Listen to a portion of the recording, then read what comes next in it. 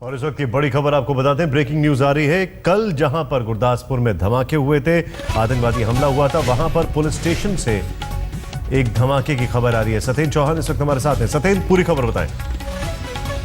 कि अभी forensic expert की टीम इस मौके का मुआयना करके गई है।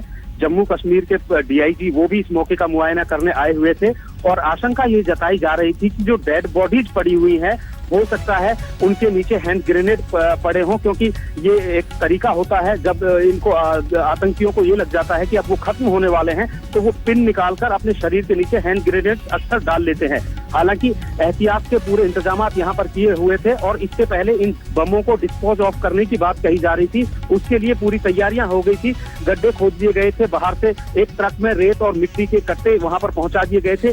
लेकिन अभी ठीक उसी इमारत में जोरदार धमाका हुआ है। धमाके के बाद चारों तरफ धुआं दिखाई दिया है और धमाका बिल्कुल वैसा ही था जैसा कल गोलीबारी के दौरान सुनाई दे रहा था। तो कुल मिलाकर अभी हालांकि पुष्टि नहीं की आधिकारिक, लेकिन जिस तरीके का ठीक हम इस बिल्डिंग की महज 10 मीटर की दूरी पर खड़े हुए हैं और एकदम जो है हैंड ग्रेनेड फटने वाला धमाका यहाँ पर अभी हुआ है। मैं आपसे जानना चाहूंगा, यहाँ पर ये सीधे सीधे कहा जाए कि कुछ ऐसा नहीं है कि कोई एक और टेरर थ्रेट है, बल्कि जो कल का उन लोगों का असला था उसी में कहीं पर डिफ्यूज करते में या उसी की वजह से कुछ धमाका हुआ है?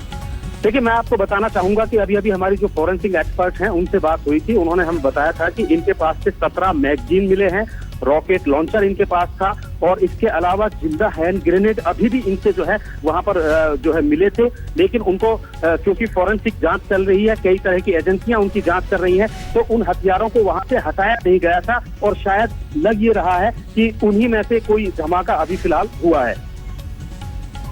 यानी उन्हीं के अंदर से। लेकिन लोगों के लिए कोई पैनिक करने की बात नहीं है सतेन?